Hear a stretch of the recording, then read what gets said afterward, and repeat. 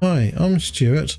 I've decided to do this video to get a couple of things off my chest to hopefully give you a better understanding and insight as to what it means to live with autism and Asperger's. Kind of like a personal blog. I've come up with a few questions and I'll be going through each one in turn, describing to you what life has been like for me in particular with those particular aspects.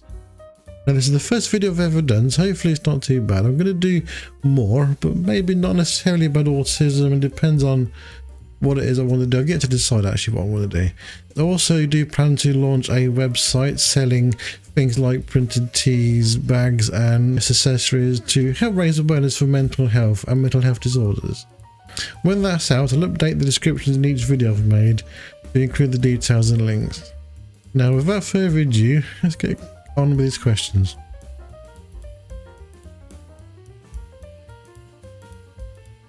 I think I've always known I've been a bit different. The question is not knowing how or why. For example, I grew up in the 80s. It was a very different time. Mental health didn't exist. There was no such thing. There was no internet. Computers in the home were incredibly rare still. You only had your basic 4-channel TV. In actual fact, I remember growing up with a rental TV which had a wood look surround to it. I even have a vague memory of a TV where you had to get up and change the channel because you had no remote. Now the word of mental health, as I said before, didn't exist. There was no such thing. Since I can remember, I've always been seen by a lot of people as being a bit different and weird, but you just had to accept it because there was there was no Aspergers back then. I still have bad school reports, and looking back at them, you can see from someone today that it had Asperger's, but back then the teachers had no idea. They just thought I was someone that was a bit different and shy, and their reports would often say Stuart needs to speak up and be a bit more forward, and it's all very well saying that on a school report, but doing it is very different, especially when you've got Asperger's. It is part of who you are. But of course back then you didn't know because it didn't exist.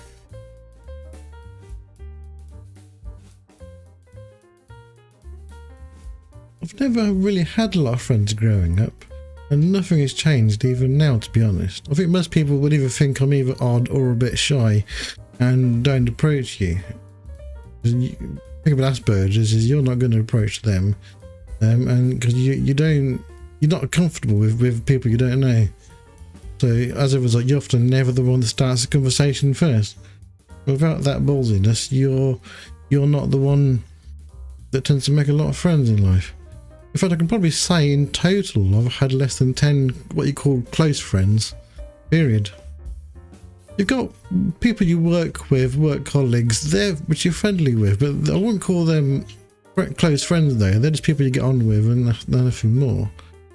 There was someone I would call my best friend. He'd been my best friend for a long time, but he was my brother-in-law and he was 54.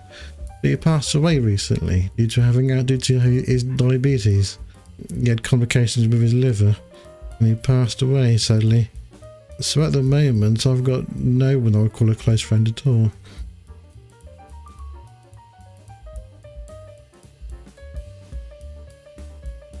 I had quite a few of them as a kid. I remember having a stammer in particular, which was a really bad one. It was when I was at primary school and it was between the ages of like 5 and 7, just for a general example. But it actually still persists today to a certain degree. It tends to occur when I'm either overwhelmed or nervousness or have a high heart rate sort of thing. It tends to occur in the odd words, so you probably tell a little bit as I'm speaking through this video. Back then though, it was really bad. I could barely speak at all without stammering. It was really bad. And because mental health didn't exist, no one knew what to do about it, so no one did anything about it. Parents wouldn't offer any helpful advice at all. I used to do the physical twitching, the leg switches and things like that. That still happens. You can probably notice it with my hands now. I can't help it. I do apologise. I can't stop it. I'm always twitching with my hands or leg or something. Also used to do the counting thing. That was really bad because it would physically stop you from doing something. It would. You wouldn't be able to. Like you want to open a door, you got to make sure it's on an even number or things like that. So that was a real bad one. That was.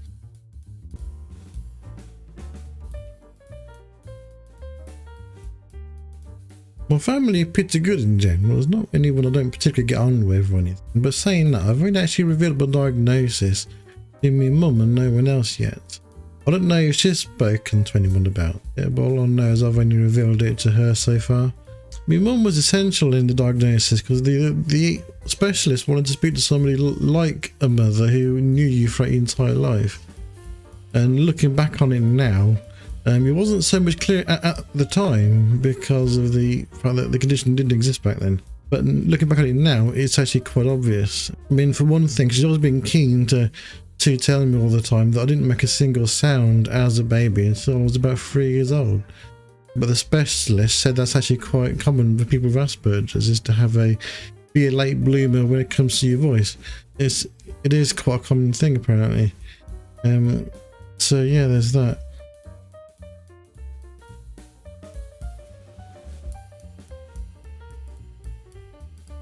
Number one biggie for me here is noise.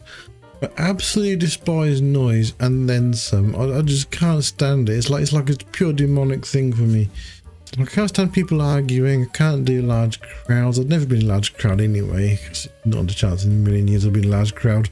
But the noise would be too much. I can't do clubbing. I remember doing clubbing when I was younger, trying to, but I could never handle the noise. It was just too much. I've always been sensitive to smoke. I've always been dodgy with smoke. I don't know why. It's probably maybe a lung thing. I don't know. I'm not asthmatic, but I've just never handled smoke very well. And I do pick up smells very well as well. Yeah, but noise is the absolute pet hate. So, like, for example, my mum does this sometimes. Like, in England, we call them hens, and they're women of a certain age. And what happens is you often get one who tries to compete with another, and they get louder and louder and louder. And when you get a group of them in one room, it's like unbearable. So noise is, I love my mum of course, but noise is a biggie for me.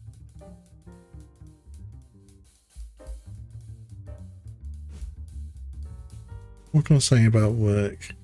Work has been very difficult for me over the years. I've often said things or sent an email saying something, and it sounded and looked okay to me, but to someone else they saw it as offensive and often got me into trouble for it, and I often wouldn't know why. I think it's one of the big problems. They tend to say things without filtering it, or when it comes into my head, it just comes out. I'm not thinking before speaking. So that's got me into trouble quite a few times at work. Another problem is not having any empathy, which in the workplace, when you're dealing with so many people and different types of personalities, it can be a problem. It's also easy to become too comfortable in a particular job. I think for me it's always been that if you have a job that you're comfortable with, then just keep doing that. So when the company turns around and says to you, right, we're going to do some changes, you just feel dread. Dread washes over you like a wave. Being the quiet one in the office also, most of the time I tend to sit alone and rarely people sit next to me. I think from their perspective it's probably a vibe I give off. I may not speak to people, but it doesn't necessarily mean that I don't want someone there, because I think it's quite comforting just to have someone there sometimes. And once you get to know them, once you do get to know someone, you get comfortable with them being there, you do tend to speak out and interact with them quite normally. The thing of Asperger's is you don't not speak to your friends. Once you get familiar with them, you do speak to them, you do chit chat, but you have to get to know someone first. You have to have them do some of the work to come to you. As a result, building relationships in the workplace is next to impossible. It doesn't really happen. I'm also hopeless with interviews. Again, tend to come across a certain way. I tend to be very quiet, rarely make eye contact. You may have noticed. That bugs some people. In fact, some people even have a vibe of not trusting people who don't make eye contact. For me, eye contact is really, it's just weird. It just feels weird. I don't know what it is. It's like you feel like you're staring and you're doing it too much, and someone's going to punch you any minute now if you don't stop it. So that's how it feels to me. Making eye contact is like super weird. So going for interviews, going for other jobs doesn't tend to happen. And as I say, once you get comfortable in a role, you prefer to stay there. So you often get passed up for promotions. You don't apply for other jobs very easily. And in fact, for some time now, I've actually stopped looking for promotional work, to be honest, because it's just too much of a hassle to do.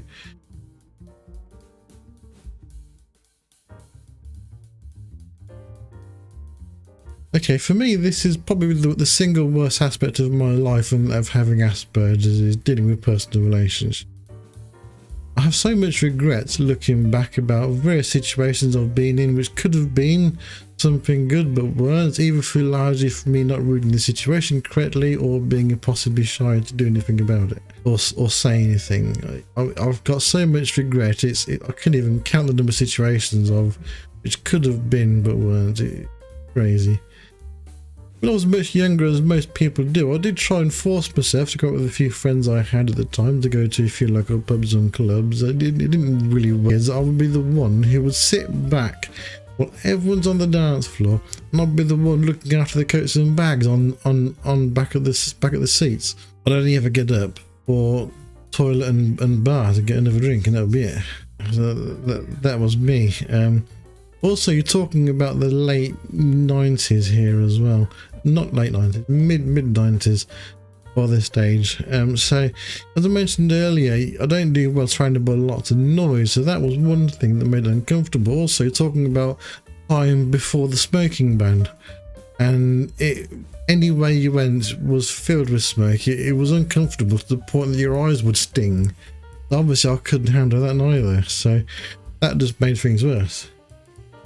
In the end, I just gave up even going to those sort of places. It was obvious I couldn't handle them, and that was it.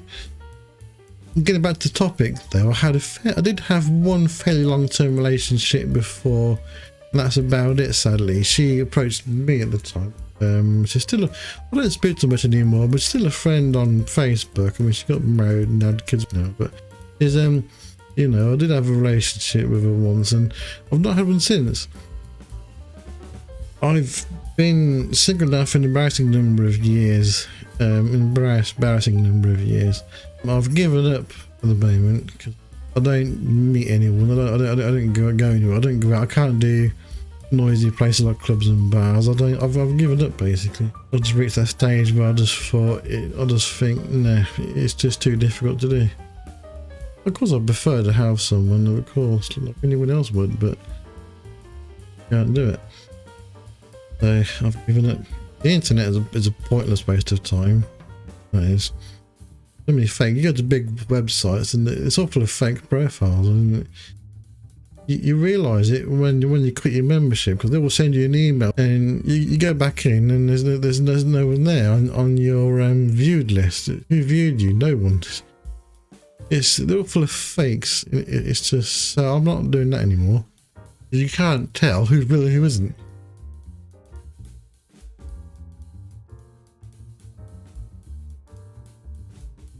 Yeah, I think I must be one of the only few people in the world that thought COVID-19 and the lockdown was actually brilliant. It was like someone giving you a dream job all of a sudden. You don't have to go into someone telling you have to go into work. You can stay in your PJs in at home and work remotely and not have to deal with people ever again. It was like, this is brilliant. This I can't get enough of this. So, you don't have to deal with the office relationships thing, and man, do you save money on fuel. I was saving about 120 quid a month. I couldn't believe it. I was like, what do I do with all this money? It's crazy. Another positive out, that's personal and that's upsetting, I'm sure, but I think in terms of what happened with lockdown, is it something that was necessary because of the change in society? Things are much more cleaner, for example. Like places, shopping precincts, shops and supermarkets are so much more cleaner now than ever. And people in general are much more aware of people and their surroundings. And I think for that reason, we are going to come off much more beneficial because of having gone through the COVID experience, and because people are much more eyes wide open now than they were before. One of the few negative sides about this whole experience, though, is staying indoors so much has kind of accelerated the Aspergers for the worse and not for the better, because you're indoors so much, you're not going out, you become something of a hermit, and you don't want to go out, you don't want to do anything, you want to stay indoors as much as possible. And it's actually had quite a negative experience, apart from gaining a few pounds, which is another aspect of staying indoors too much, is you don't exercise. So is you do. My Asperger's, I think, has definitely gone down quite a bit.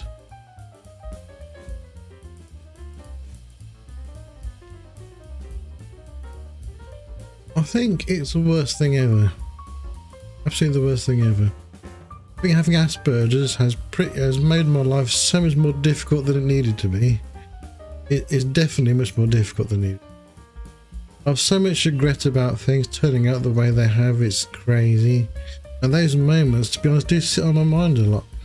They do. It's always a case of what if. It's destroyed any chance of me having a family and kids at this time of my life. I'm in my 40s now. Got nothing to pay for it. It makes me laugh when you see some people on the internet talk about how they think it's going to be the next step in human evolution. I mean, imagine it. People too afraid to talk with the opposite sex. Birth rates are going to drop down like someone throwing a brick in a lake. Human race will be doomed. I think what these people are doing is probably just trying to make something positive out of their condition, and I think that's all. I don't think it's the next step at all. I don't agree with that in a million years. It's just funny. It's nah. For me, this condition has destroyed my life, and I hate everything about it. Everything about it. I cannot stand it at all. It's nothing more than bad luck that 10 years ago I got diagnosed with having a form of inflammatory arthritis or rheumatoid. And trust me, that is a condition you do not want. It really hurts. I mean, that really does hurt. So yeah, having Asperger's for me has done nothing more than make my life a lot more difficult and shitty and lonely, to be honest. I hate everything about it.